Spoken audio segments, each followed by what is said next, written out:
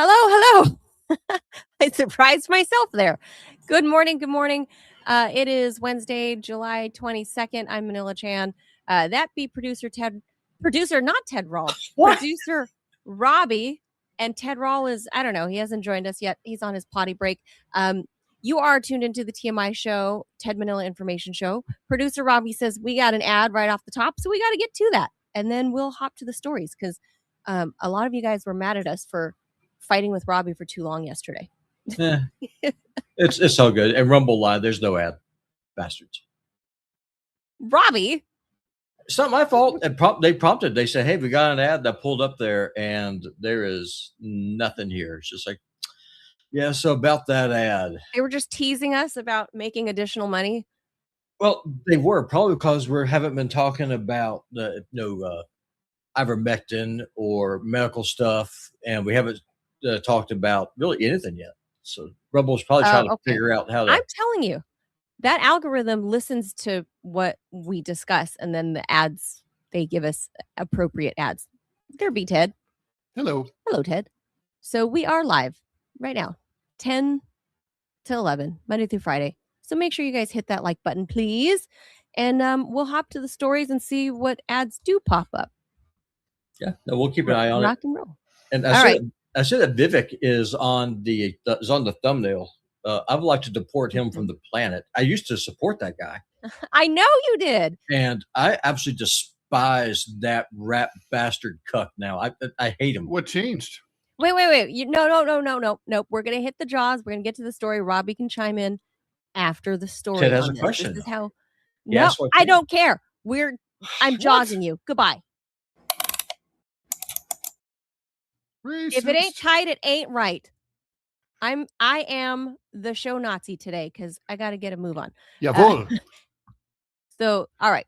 So on that story, let me tell everybody what's going on. Why in the thumbnail, why Vivek Ramaswamy is in there with Joe Biden and Elon Musk.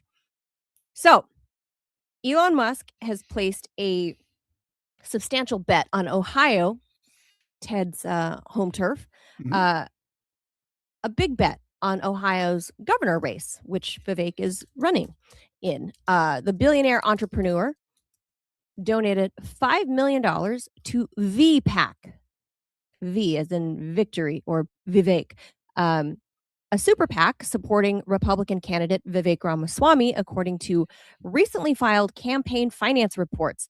The contribution gives Ramaswamy another powerful financial ally in what's expected to become one of the nation's most closely watched gubernatorial races.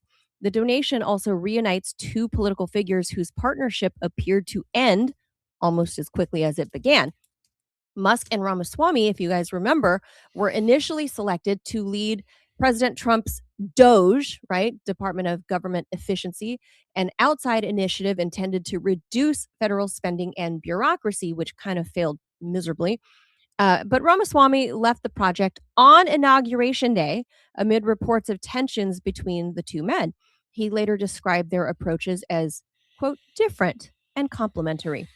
Whatever disagreements may have existed, Musk's contribution suggests the broader political alliance remains intact.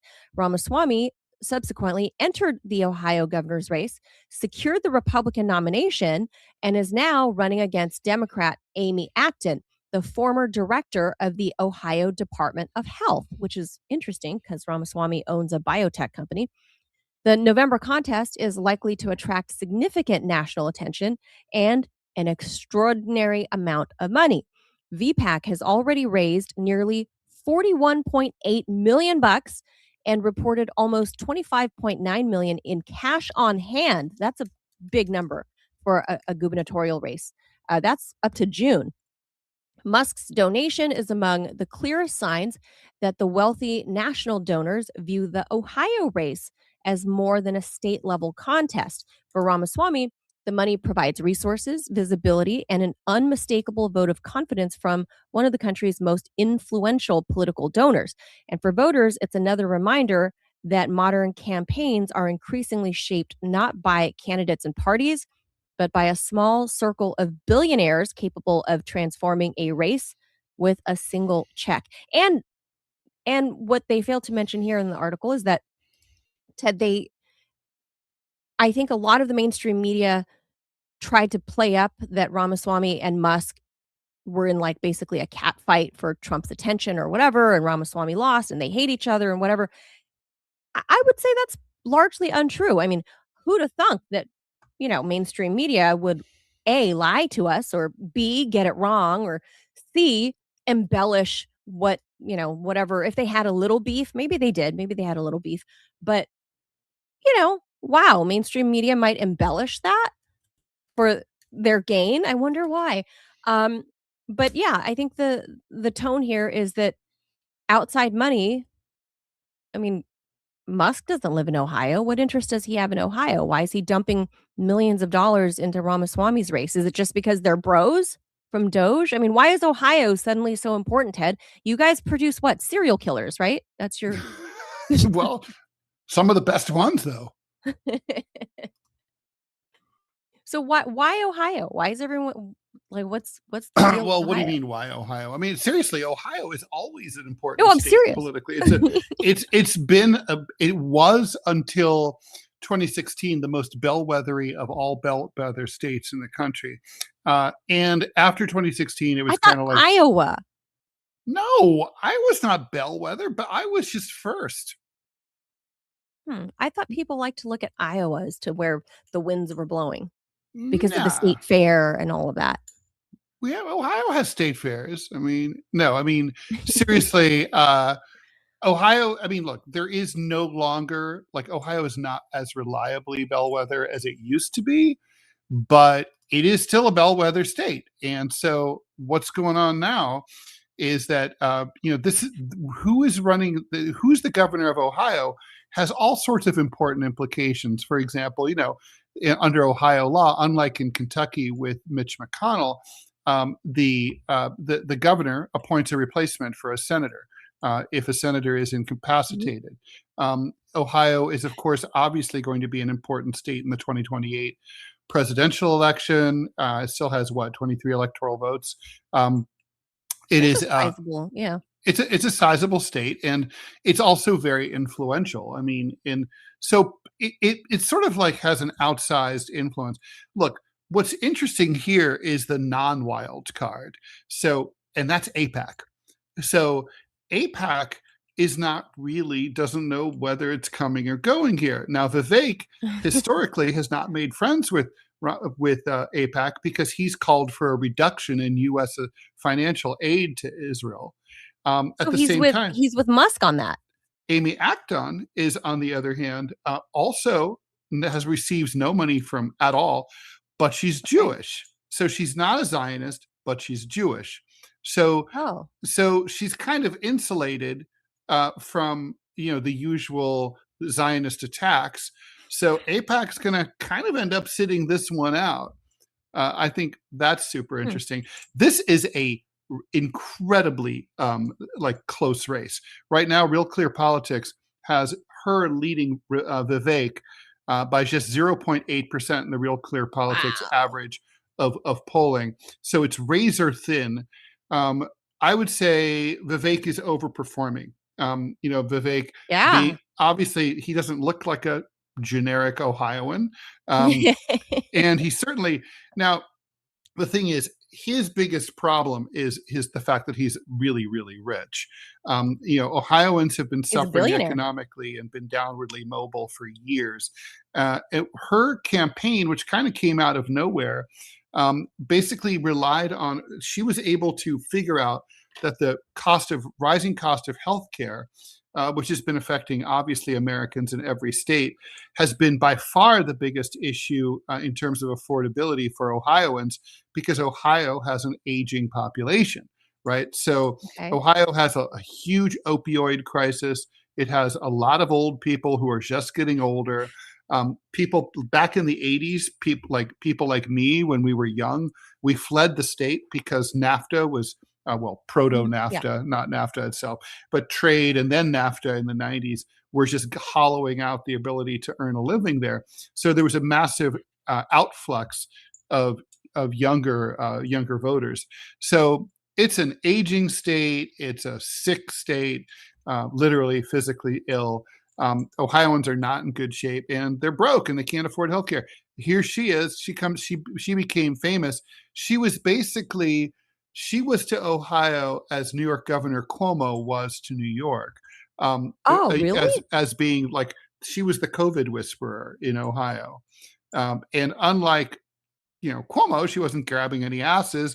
Unlike Fauci, she didn't have any She didn't kill any beagles? any no secret labs in China.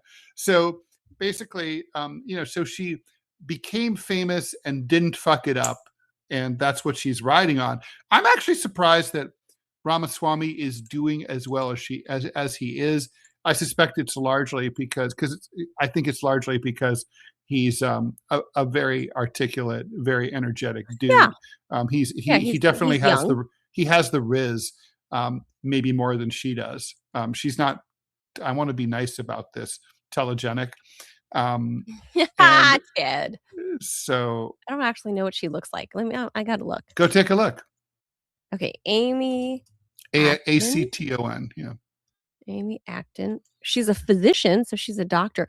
Oh, she's okay. I'm gonna put her up on screen. She's not terrible. I mean, I would agree with that. She's not terrible. She's 60 years old and she looks it. She's fine. Yeah, and look, here's the thing. Look, Vivek Ramaswamy is a rich little shit. She's from Youngstown, which even by Ohio standards sucks. And she was homeless. She was a doctor. She was beaten up.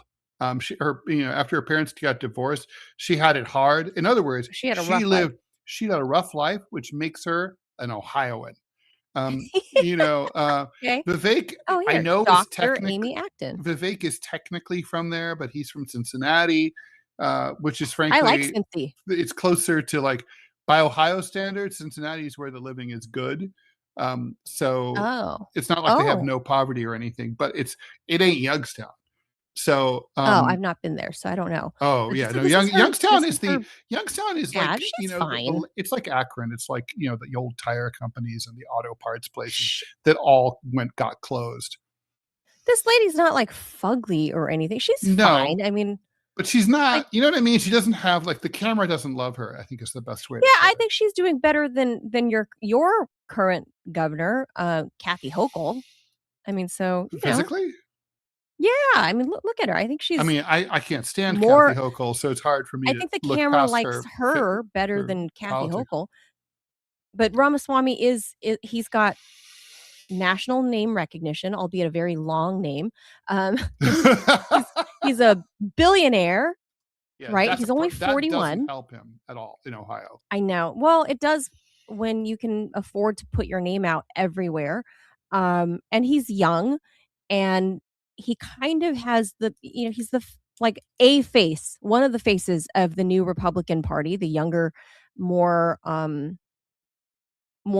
populist, I would say, young Republican Party. Robbie is shaking his head, so I'll let Robbie chime in because he's hilarious. The one that the idea that years ago turned him on. The idea that he's a populist is just fucking hilarious. It's laughable. That man is not a populist. That man anymore. I don't think he ever was. I mean, he sold it. That's what he sold it. That was his brand. But he got up there on national TV and he looked into the camera and he said, "Mr. and Mrs. America, the problem is you. You're too fucking stupid to have a job. You're too stupid to manage your nation. You people are inept. You need to throw open your borders and bring in hundreds of thousands of H-1B visa holders to do the jobs that, frankly, you are too retarded to do, and go watch your sitcoms and let the new people come in and do your jobs for you because you're stupid." Yeah, he's a tech bro. He is. He looked at the people. He looked at the people of Ohio in the face and said, "Sit down, shut up, because you're dumb." And if the Ohioans elected this clown, I will have to agree with him. Well, Ohio is where elitism goes to die. Okay, Ohioans do. If you think you're special, Ohioans will be happy to show you and remind you how you're not. So it's It's going to be interesting. Ramaswamy looks like the people who are taking Ohio's jobs. I mean, that's a problem. Yeah, I mean, the smart play would have been, he should have taken your life story, Manila. I came here. I'm a first generation American. I made something of myself, and as an outsider, I'm able to see what the problems are because I'm not entrenched. The issue is that your kids are not being educated, is being dumbed down, so your kids are not able to participate in the global economy. There's no upward fix that mobility. First. That's how you're able to go in and deal with these things, by putting the American people first. There is no incentive to fix the healthcare system or the education system or the job markets if you can just simply keep bringing in people from all over the world to come and fill those jobs. You can do that till you can't. That's the whole issue. That's not how you build your nation. That's how you tear it down and kill it. My feeling is that what's going on here is this is kind of like a 2016 Hillary versus Trump choice, where at the time no one was really all that happy about the options. That's kind of like or maybe more to the point, Trump versus Biden. Basically, I don't know. I think Ramaswamy's support, I think, basically is mostly 90% just he's got an R by his name. And so Republicans voters be voting Republican, right? But there's not and there are some people who, admire his riches to riches story. But he's definitely, I don't know. I don't see how he fits into the Ohio narrative. If the Democrats had a Sherrod Brown, a younger version of him running against him. Oh, yeah. Oh my God, the D's would be rocking it. She's not. I mean, she's overperforming. It's amazing that she's the nominee. Dr. Amy, I'd never even bothered to look her up until today. She's fine. I just don't see her as. I think she found her level when she was the head of the Ohio State Department of Health. But governor, really? It's there is no Riz there. I mean, in reality, we're talking about American voters here, and the Riz matters a lot. But and by the way, 1983 called and wants its hair back. You're so mean to her. I'm going to email this. I'm going to email this show to Dr. Amy when we're done. I'm dead serious about this. Say, I'm going to give you free advice. Invite her on. What you do is that you invite her on. Clip what that cocksucking asshole said and air it every freaking day. It's his mouth. The words are coming out of his mouth. Mr. and Mrs. America, you're too stupid to do the jobs that need to be done. So you need to fling open your borders and continue to depress your wages. That is the answer. The answer is not educating your kids. That is his message. That is literally his message. That's what the man said. Yeah. That is what him and Elon Musk both said. He tweeted something, that's why Elon's backing him, right? Throwing tons of money. To me, I don't have any skin in the game here. I don't get it. Why is he? Higher profits. That's what I was asking you, is what is there some kind of mineral wealth there that I don't know about in Ohio that Elon wants for his Teslas or something? I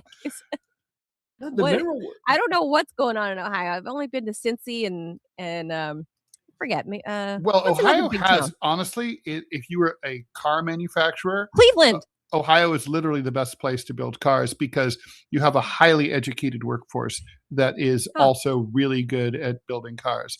Ohio State's not a bad school. They've got a pretty good science department there.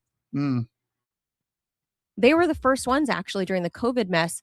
They had a bat department or something, some sort of department of battery. Bat expertise. Not assault and battery. That's different. Yeah, no. This is bats, the flying blood-sucking bats. Uh-huh. And I remember reading stuff from there, and they were saying, this is not. They were the first ones to say, I don't think it's coming from bats. That's what I read. I hope they didn't blame the innocent pangolin. No, I hope they did. No, they did not. The bat department did not blame the pangolin department. The pure, noble, and upright pangolin, which has been benighted by all this. I speaking of scientists, I want to give a shout out to our chief scientist, JDC there. He says, didn't Ohio produce the most astronauts of any state? The state is so shitty The state is so shitty that people from there decide to flee the entire planet. Now. No, it's honestly, Had just went a couple stinks over. Ohioans have the calm temperament in order that is necessary to be able to deal with difficult problems in space. Look, Drew Carey said Cleveland rocks. I'm not sure that's true. No, that's Cleveland. I think Ian Hunter said that Cleveland rocks. Well, is that the song that Drew Carey used for his show? Yes. Mm-hmm. Okay, that song. So, I went there. I like Cincy better. Cleveland's okay. Cleveland is okay. There are things you can find things to do. I think is the best way to put it. Cincy was surprisingly. Cincinnati's actually great. Yeah, like if I was, actually liked like it. Seriously, I would be so psyched to be offered a job in Cincinnati. Yeah, I actually liked it. There was a thriving downtown. There was an art scene. Surprisingly, some of the best food I've had in America was in Cincinnati when I was a traveling journalist. Oh, there's great food. Yeah. Mm-hmm. Really good food, like Americana food and just really good food that I surprised at the nightlife down there. And it was the chili capital. It's the chili capital of the USA. Interesting. I did not know that. True. But I liked it. So Vivek's from there. I don't know anything about Youngstown other than it blows. The Hall of Fame, right? Like isn't that where the Hall of Fame is? The Baseball Hall of Fame? No, that's Cooperstown, New York. Oh, Cooperstown. Oh. Youngstown is famous for being a shithole.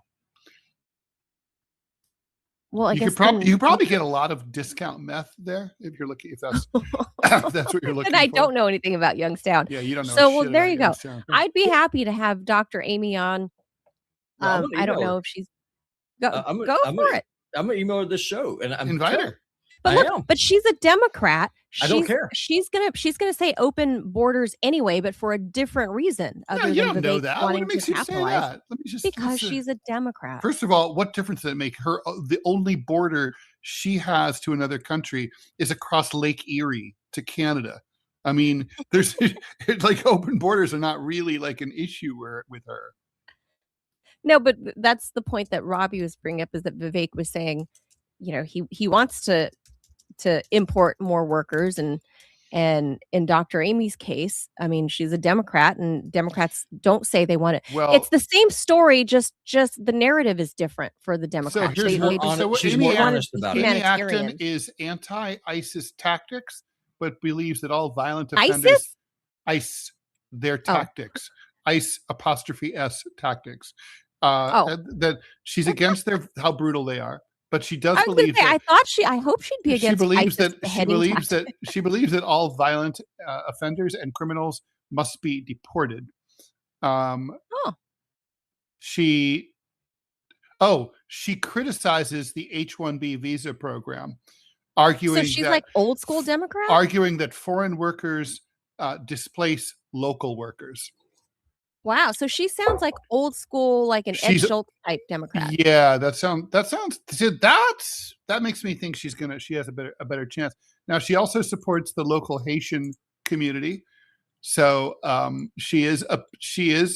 So she's not a small dog fan or cat fan. Yeah, I mean, Clovis is probably Clovis may not endorse her for that reason. Yeah, you can't be for Haitians and cats. You can't be. It's one or the other. No. Well, I mean, Haitians say they love their cats, but it might have a different meaning than what you might think. Yeah. Indeed. At the end of the day, I would rather have someone who at least tells me, Robbie, I hear what you're just saying. I disagree with you. Versus someone like Vivek, who says one thing, pretends like he's my friend, and then sticks a knife in my back. I would prefer an honest opponent, or that I'm able to disagree with and have a conversation with, as opposed to someone who pretends to be my friend while working actively to undermine everything that I support. Yeah, his own company has filed for numerous H-1B visas. Mm-hmm, I'm sure. Well, it's a big biotech company. Is it based in Ohio? Is he at least a job creator in Ohio? That's a good question. Vivek? I mean, like, what are I don't know. He was a fast rising. Okay, so I think I know why.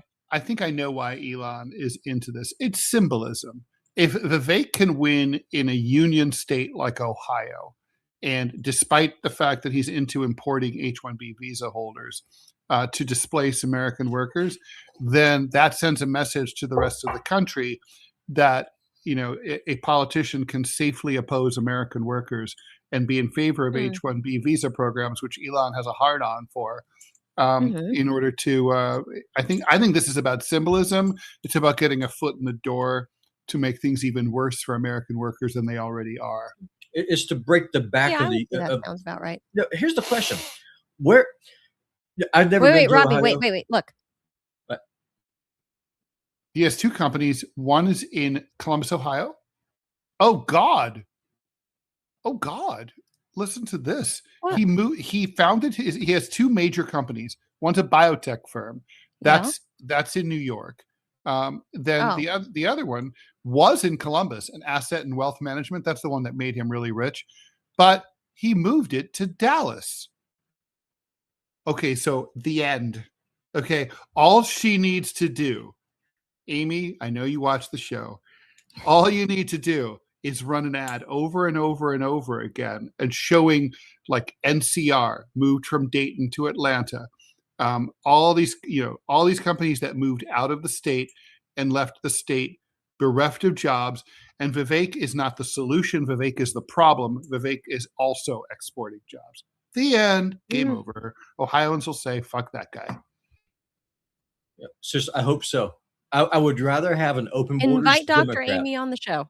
I 100% will. I would rather have an open borders Democrat who will look me in the face and say, sit down, shut up, Whitey, we're going to replace you, rather than someone who says all the right things while working actively for the exact same thing that the open borders Democrat is. I would prefer. Well, because they say it in your face. Like, I get that. I don't know where she stands on the whole transing kids thing or whatever. She's a Democrat. Like I said, well, they're not all the same. Because she might be one of these old school Democrats. She might be one of these old school Ed Schultz, Sherrod Brown type Democrats. Let's see what she has to say about and Sherrod Brown used to be a good friend of Ed Schultz, and he used to be on Ed's show all the time. So I have some familiarity with Sherrod Brown. Oh, okay. I think honestly, okay. So here's the story. Amy Acton faced significant backlash from within her own party and LGBTQ plus advocates after she said she does not support boys playing in girls' sports. Wow. Following her comments, the Democratic Party's Pride Caucus in Ohio strongly objected to her referring to transgender girls as boys. Critics, including the Ohio Democratic Progressive Caucus, accused her of abandoning the trans community. Some advocates expressed betrayal and threatened to withhold support. Following the backlash, she updated her platform to express, to emphasize a commitment to non-discrimination, strengthening the language regarding equality and civil rights. Yeah, because Ohio is still a kind of a mind your own business kind of liberal libertarian state. It's not the Deep South, right? But trans people are poor. So they can't, Ohio is still very relatively affordable compared to states like New York or California. So I have a question for you, Ted. So you're talking about Youngstown. I've never been there. What is the problem there, and how could it be fixed? Okay, so it's the Rust Belt. So it's got the same problem that every Rust Belt city like Cleveland, Dayton, Akron, Flint, Michigan, Detroit, so on. So the jobs are just gone. The big factories closed. They went either overseas or to the South to right to work states. So jobs are gone. The tax base is hollowed out.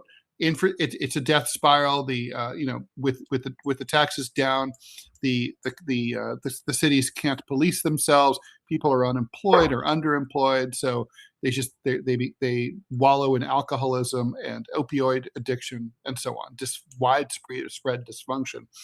The solution here, I think, is to have a 20 to 40 year plan where you take over under eminent domain all these abandoned factories, do loft conversions, invite artists and other people from cities like Philadelphia and New York and San Francisco and other people, not just artists, creative types, young people who can't afford the rent where they live, and who can work anywhere because they're artists or they're podcasters or influencers or whatever. Have them move in for, basically, here's a place. You can have it for a song. You have to, if it needs to be fixed, or here's a place for $1, build it up, fix it up, and we'll check back in 5 years. If it's all fixed up, you get to keep it. Basically, just import young people and let them live basically for free. Over time, they're going to create their own infrastructures. They're going to open some cafes. They're going to open some bars. I've watched that happen. Art galleries. Parts of LA. And over time, the place will become more upscale.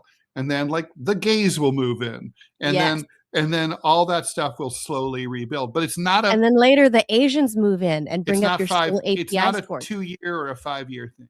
It's one of those things like the elected officials who do it today will not be alive to see it happen. But it will happen. Right. It's a long-term game. But seriously, Robbie, invite this lady on the show.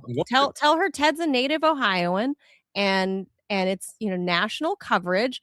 She hasn't gotten any. Ramaswamy is a national figure. I never even heard of her until we did this. Never heard Today's of her. Show. Yeah. I'm going to send her. I'm going to send her the link to this show when I invite her on, and say she needs to just pound the take fact. all that stuff out about me talking about her looks.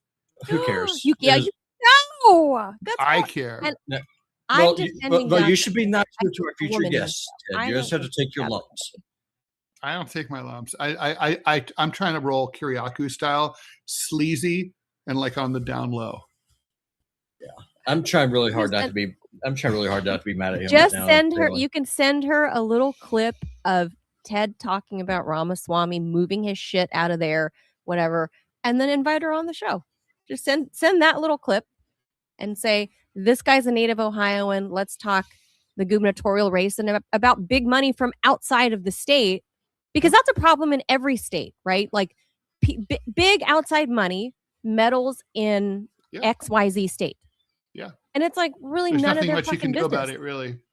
I know. And those are campaign finance law, whatever. It's a whole different thing. But seriously, I'd be happy to have a conversation with Dr. Amy. I mean, I love her life story, and I think it's great. I love her life story too. I share it.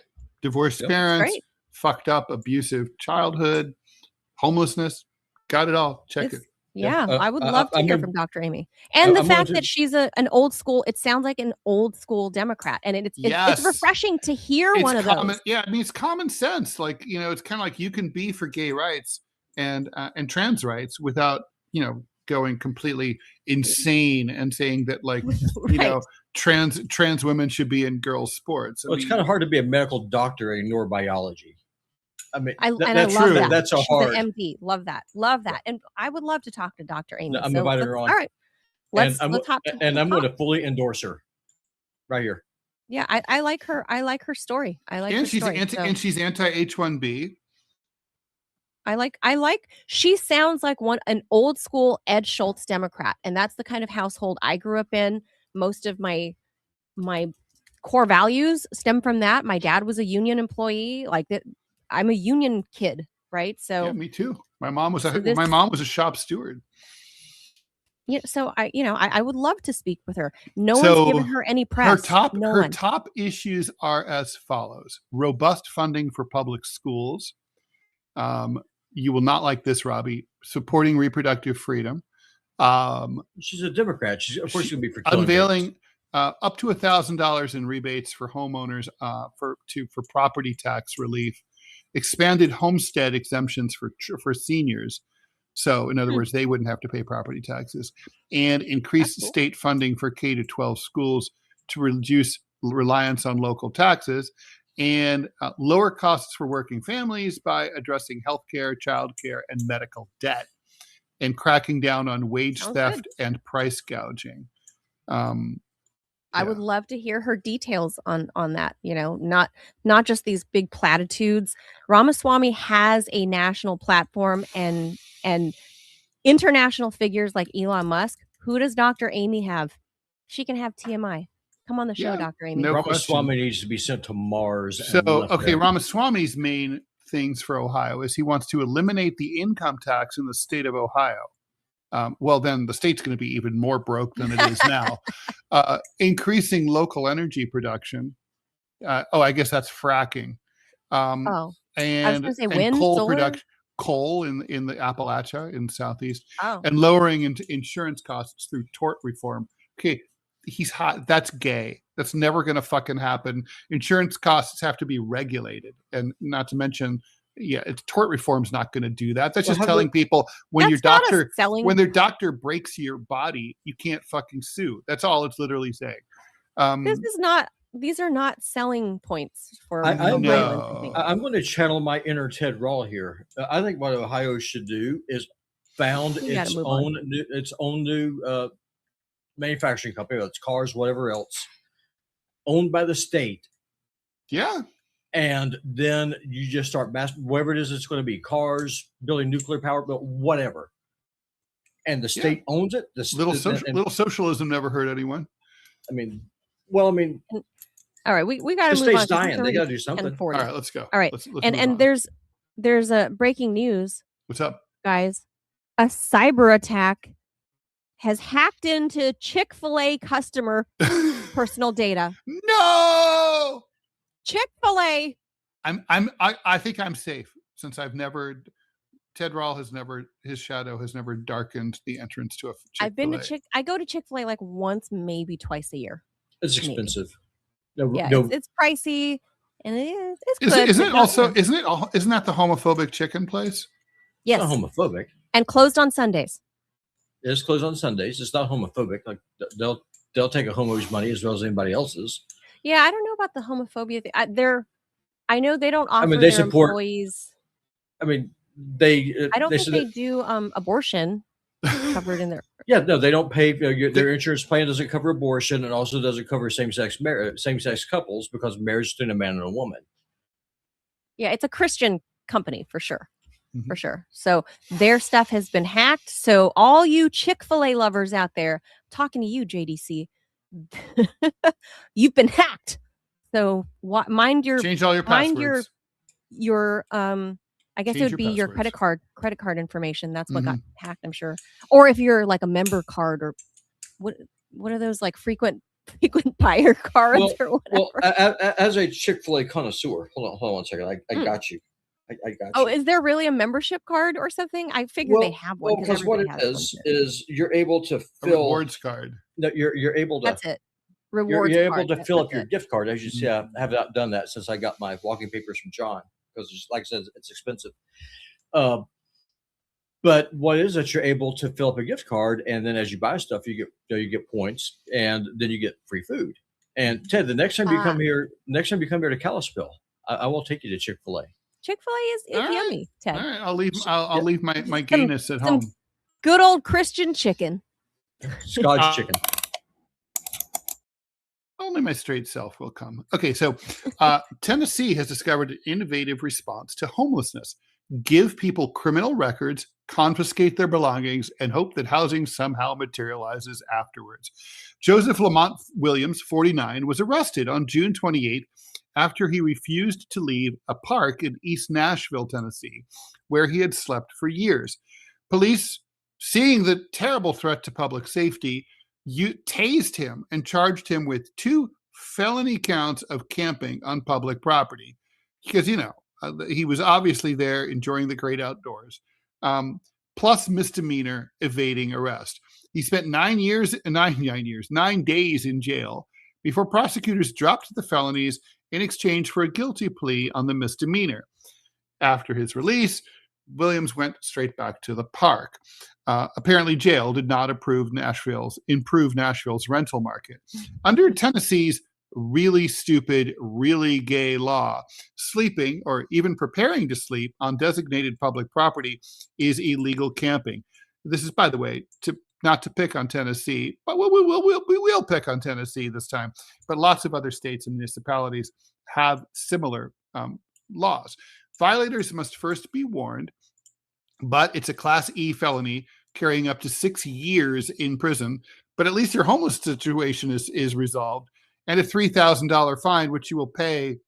I don't know how, because you don't have a job, because you're, homeless. Your personal property can also be seized. So, when all your gold bullion, your bearer bonds, your diamond jewelry can all be taken. Residents near Williams. Don't leave it in the cart. Don't leave it or in your bag, in your gunny sack. Residents near Williams encampment had raised legitimate concerns about drug paraphernalia, public sex, and suspicious activity around the playground. The argument for enforcement was that parks are for the public, and this is obviously not a good look for the park, but the question is what to do about it.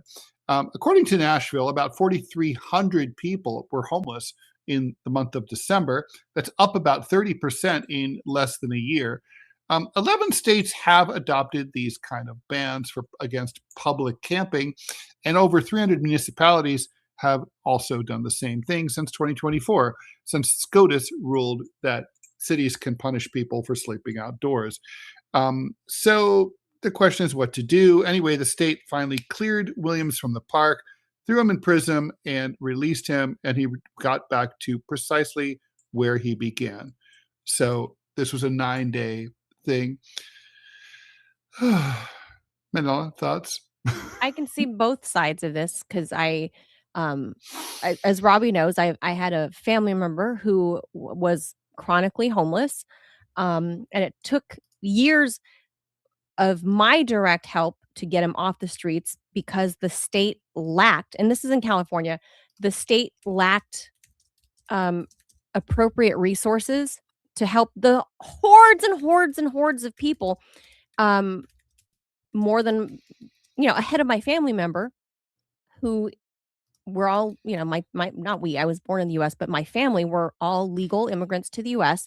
And when in the Biden years, and this is when it was happening, was prioritizing a lot of immigrants, like undocumented immigrants first. So that was California's problem. I don't know what Tennessee's problem is. Why, all the homeless people seem to go to California because the weather is nice, obviously. But we're from California, so that doesn't necessarily apply to my family. But state resources are spread thin, so homeless people have no place to go. Many of them, a great many of them are not only drug addicted, but they have mental health issues, and they do create a lot of fear and worry and discontent and malcontent among the people that live in the community because there are fucking needles everywhere. You can't take your kids to the damn park without, fear. Like I in Northern Virginia, when I take my son to the park, I look around. I literally comb through the sand before I let him play because there's crackheads around. Not as much here as there is in LA, but the problem is you start criminalizing this and you create a doom loop and these people can never fucking get out of. That's exactly right. Thankfully for my family member that I'm his family, and he steered clear of the cops. So, you have to get a driver's license or some form of ID, and you need an address to get a form of ID. And it's homelessness is its own doom loop cycle. But then the state in Tennessee adding to it by criminalizing it, these people will never, ever be able, even if they got help, will never, ever be able to get out of that. Clearly. Never. Right. So you're creating forever homelessness rather than extended or chronic long-term homelessness. You're creating a guaranteed forever homeless loop in Tennessee and these other 11 states that are adopting such cruel measures. Instead of doing that, you need to reappropriate state funds to be able to help the people that are on the street. And that will in turn make suburban moms like me happy because now you don't have junkies sleeping in the park. And 2, family members like me happy that our family members aren't sleeping in the fucking park or in camps. It makes everybody happy. Don't fucking criminalize it. A lot of these people have mental health issues that are beyond their personal control. And the state cannot sweep them under the rug by snatching their shit when they walk away from their camp, because then they turn to looting and breaking stores and, like going to grab the things that they need, you're creating another horrible cycle of its own. I've seen it firsthand, not only as a reporter, but as a family member of somebody that was chronically homeless and had addiction issues. It's a nationwide problem, and the states that are doing this, criminalizing this, are punishing these people to a guaranteed life of forever homelessness. California isn't quite as bad as Tennessee on this. So Gavin Newsom likes to pretend that he's done so much to help the homeless. He's done a smidgen, but you know what's worse, Ted? Is the fucking big homelessness industry, the sympathy industry. You know what I'm talking about? Yep. How much money these supposed nonprofits make and how much they pay their executives or whatever, and pennies on the dollar that you donate to homeless causes actually go to the homeless population that they're intended to help. Right.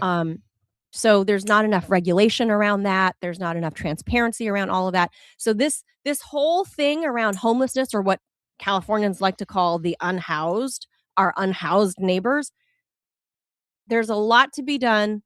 But this is what Tennessee's doing is not the right way. Agreed. I have nothing to add to that. Let's move on. All right. All right, here's something more fun, Ted. President Biden's brain. Well, this will be a short segment. This is a short one. So Joe Biden's lost another round in his effort to keep hours of private conversations out of the public ear. A divided federal appeals court rejected the former POTUS's request to block the DOJ from releasing recordings and transcripts from interviews he conducted with at least one ghostwriter, Mark Zwanitzer. Am I saying that right? Zwanitzer. Yeah. I think that's right. Zwanitzer. Not an easy name. No. While preparing the 2017 memoir, because he's got another memoir out this year. It'll be out in November. So, Ted, I thought your memoir is supposed to be about your whole life. Like, how many lives has Joe Biden had? Well, a memoir can be about. It could be about a short incident. Seriously, you could write a memoir about a weekend of your life. It would still be a memoir. Okay. I mean, an autobiography is more likely to cover your entire life. But a memoir, it could be your entire life. It could be really anything. It could be like a memoir could be like focusing just on one aspect of your life. I think 2017 was the one dedicated to Beau Promise Me Dad. Yes. I believe that's correct. Mm-hmm. So this Mark guy, preparing for the memoir, recorded tons of interviews with him. Yeah, of course. That's normal. Yeah. So the court delayed disclosure until August. By the way, I feel 3rd. Sorry for him because this, having done transcriptions, like when I did hours. Oh, you feel sorry for the writer? For the writer, I did hours of transcriptions for my Bernie book, for example. And, you have back then you literally were sitting there with a tape recorder and it would be like play, type, stop, rewind, play, stop, like every like sentence or half sentence. Now you stick that shit into an AI transcriber and it's beautiful. Yeah. Yeah. Well, I guess in 2017 that wouldn't have been available to this Mark guy. But anyway. That's my point. That's exactly my point. It must have sucked. Yeah. It would have sucked. So now, I don't know why everyone wants to hear this, but he has until August 3rd to pursue another appeal. It may or may not work. So the distinction here is these are not the recordings of the 2023 Special Counsel interview with Robert Hur.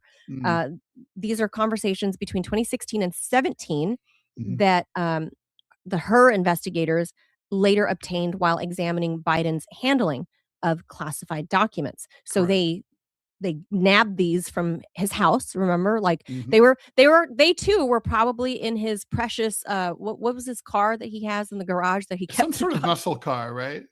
Yeah, an old muscle car. I'm gonna look up what this is. That's where you store all your important stuff, Ted. That's where everyone puts important stuff. Well, as a former owner of a muscle car, I understand that completely. My 66 CUDA would have totally kept my highly classified documents safe. That's right. This is a 67 Corvette Stingray. A Corvette That's it. Which, by the way, weirdly, he didn't buy like as an older dude on his own. He got it as a wedding gift from his dad to his first wife back in 67. So he basically kept this car new. Oh. Huh. He keeps it in pristine condition and only takes it out on private property or pre-secured tracks. It even appeared on Jay Leno's Garage TV show. Oh, so it's like a prized possession. Like, yeah. Well, I mean, I don't know that is a gift from his dad. I want to see like well, how anyway, much. You guys remember Robert Hur declined to bring charges, but the Heritage Foundation sought this material under it's a FOIA, the it's Freedom basically of Information Act. $200,000 car. Wow, it's a collector's, So now the DOJ, initially they had resisted disclosure, then reversed course under the Trump administration. They agreed to release redacted versions to Heritage, and the House DOJ committee, the House Judiciary Committee. Biden sued. You guys remember that a couple months ago. He sued, arguing that private conversations recorded inside his home should remain private. The court's majority found a substantial public interest in examining evidence used during a high-profile investigation that ended without prosecution.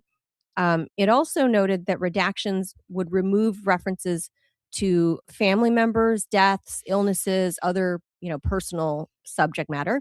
The dissent offered the obvious counterpoint. Once private recordings are released, no later court ruling can put them back in the drawer or in the glove box.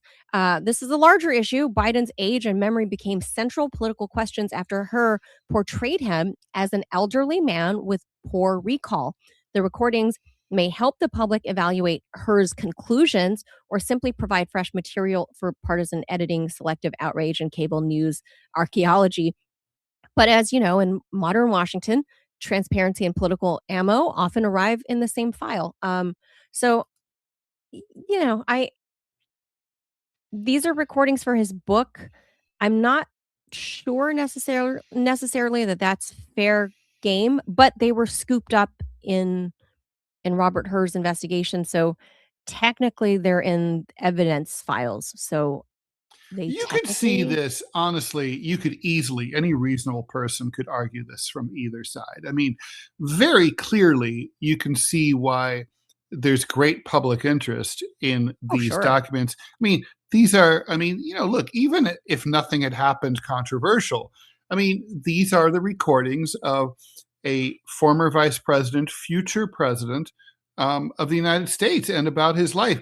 I mean, any historian, anyone interested in history is going to want to hear these, regardless of whether it's Trump or Bill Clinton or anyone. I would want to hear them.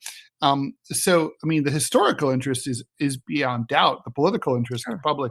But then, the question is, to what extent is there a reasonable expectation of privacy in, will this chill other public figures from wanting to sit down with a biographer and make similar recordings?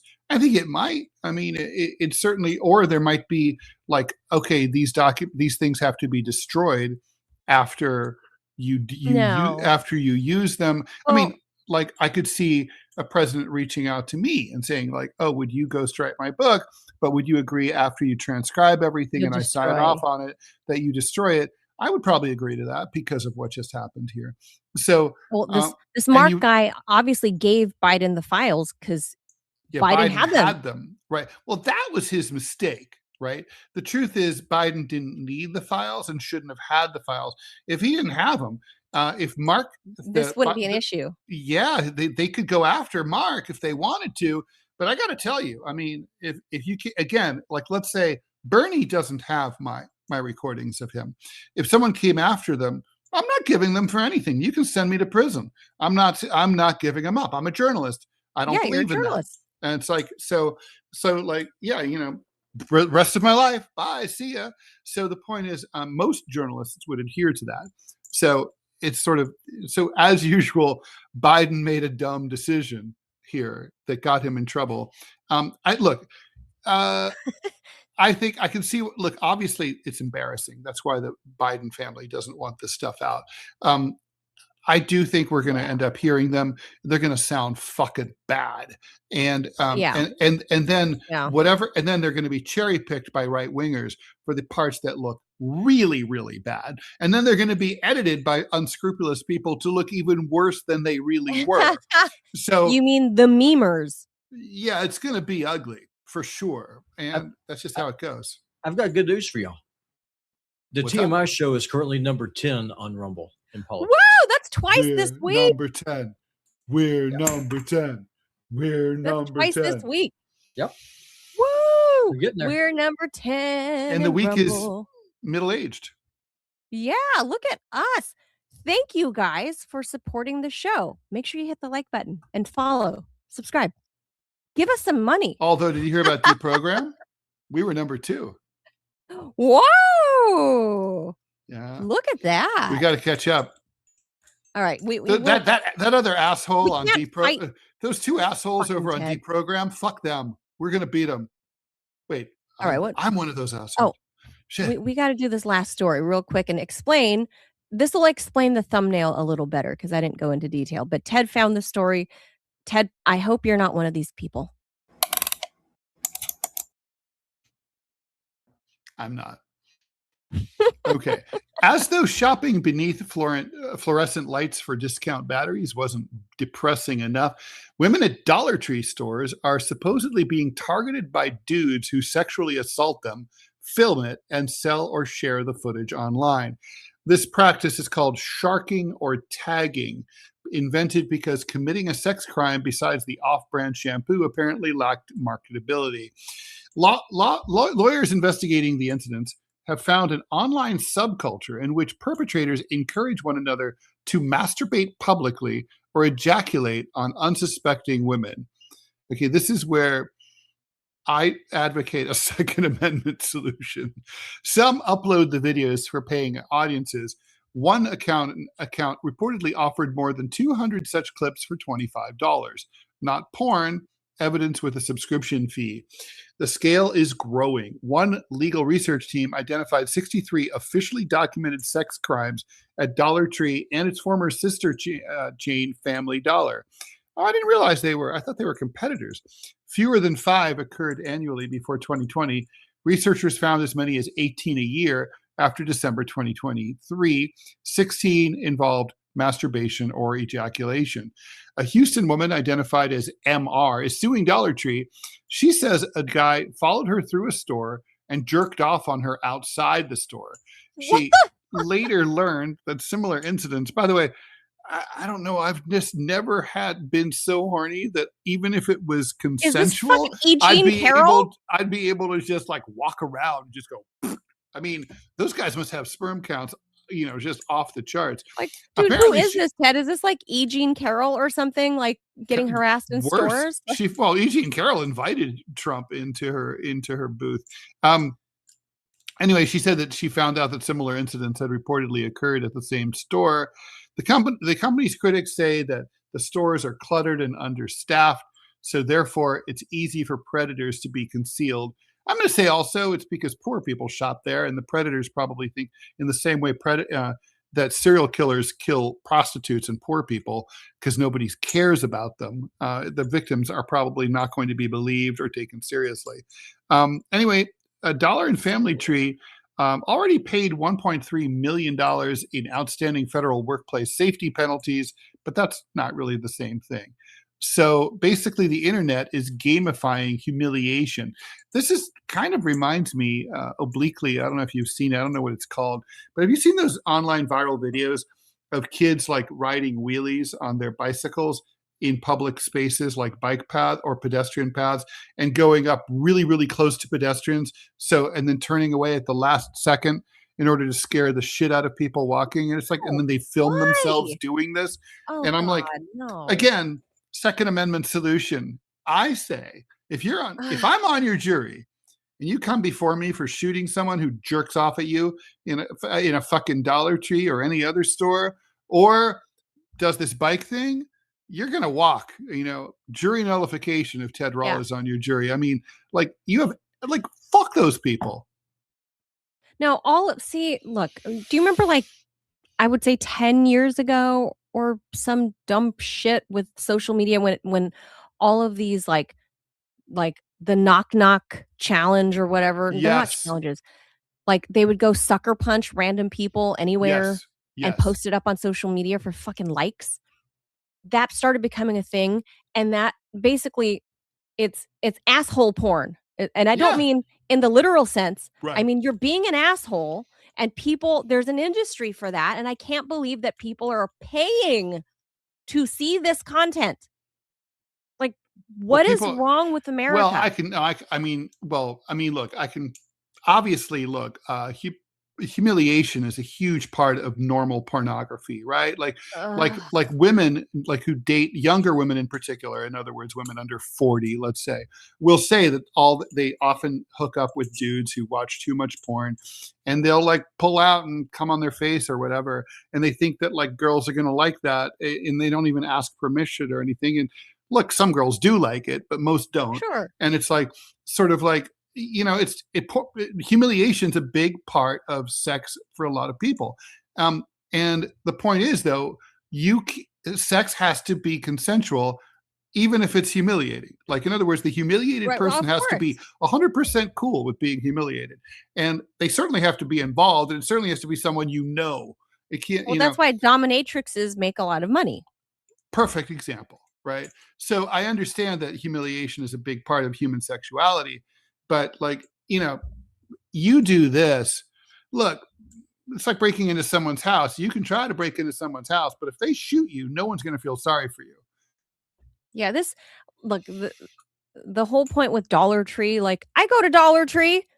I've not been gooned, thank God, but I also have no problem, like, mean mugging somebody before they even, like, attempt, because I'm kind of shifty-eyed myself. So I think people are kind of suspicious of me when I walk into the store, because I'm looking around everywhere and I want to know who's around me, what's around me, everything. And I know I subscribe to this theory in life of self-defense. Anything and everything is a weapon. Right. So, and I think men can vibe that from me. So I've not felt like any goon was like approaching around, kind of like lurking near me in the store, because they would know. I have no problem turning around to be like, hey, what are you looking at? Get out of here. Right? Like, I have no problem making a scene for everyone to be like, look at this pervert. Look at this pervert. I have no problem. Like, if you're giving me the creeps, right, I will do that. But a lot of women don't. That's the thing. A lot of women, because we're taught as girls, as little girls, to be demure and mind your P's and Q's, mind your manners, don't make a scene, shrink yourself and be small, right? Yeah. That's what, especially growing up, in the previous era, I don't know about how girls are raised now, but at least in our generation, Gen X and older, that's how girls were raised, right? And society expects us to be that, to keep mum, be quiet, know your place, be a lady in public. I just wasn't ever that person naturally. So I have no problem, like, making a scene and being like, get the fuck away from me. I have no problem with that. So, to nobody's surprise, I'm sure. No. But this gooning thing, for the men doing this, what is wrong with you? What? Yeah, seriously, you're, like, actually an evil person. You're actually a bad person. Selling it for $20? Like, everyone knows you should go get at least 25. Like, you are you're stupid, you're a tard, and you probably can't hold down a regular job if you have to do this to make a living on social media or wherever you're selling your spunk videos. But you're also stupid because you're selling evidence that incriminates yourself, you idiot.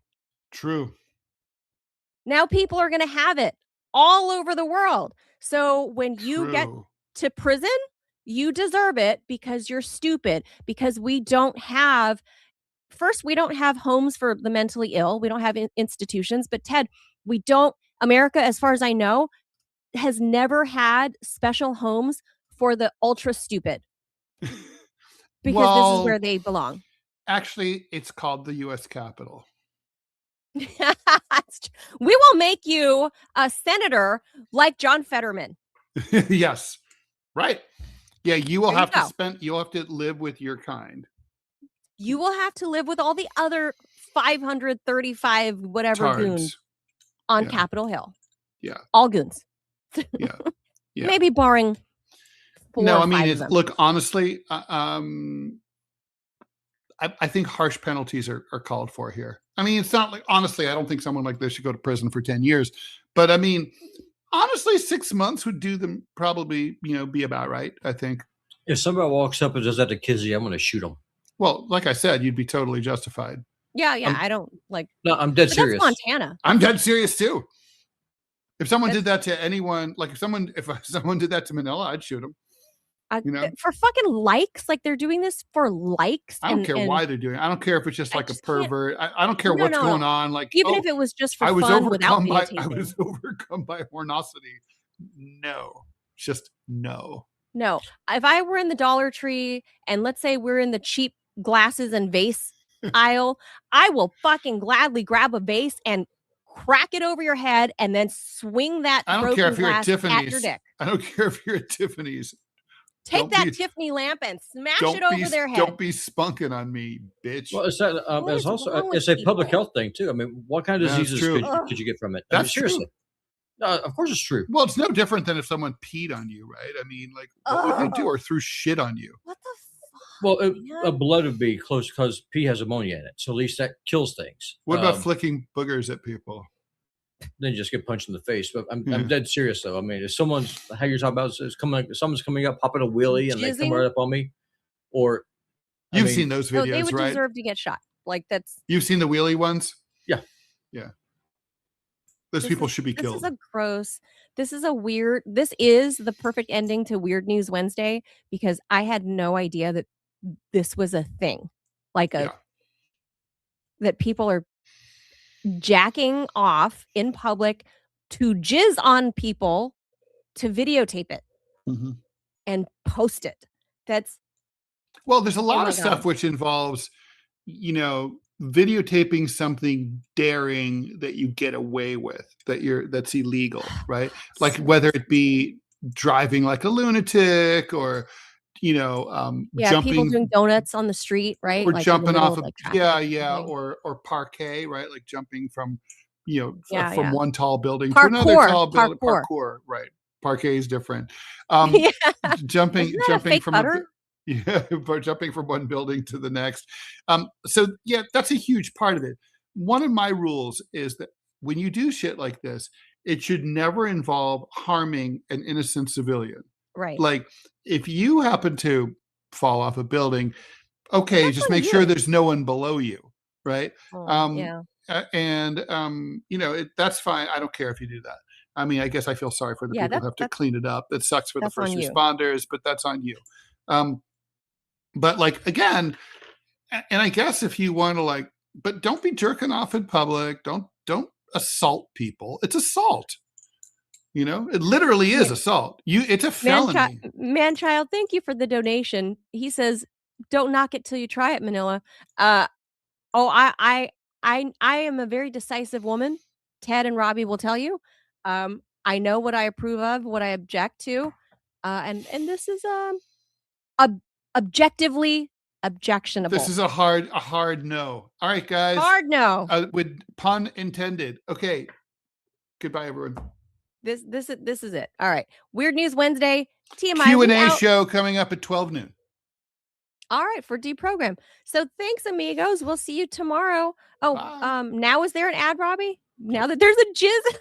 Hold on. Really? Let me double check. I don't think so. I mean, it would be a good time for the health thing if we kept saying sperm. Yeah. No, nothing. There's nothing. There's not anything there for erectile dysfunction medication, which is unfortunate. Weird. I could have sworn they would have given us that erectile dysfunction medical thing. Let me see if I can find us a baby gamer to raid. All right. And then stay tuned for Deprogram's Q&A at 12 noon. So as Ted Harvey can run away. We Audi 5000. Bye, everybody. Thank you. Let's see if we can find someone that's a baby gamer with like nobody here. We're here's just gonna somebody. go make someone today. Be nice. Yeah, we're going to make somebody happy. This dude has got one person watching him. Let's just go. Okay, we'll go be nice and raid into them. Yeah, sure. Adios.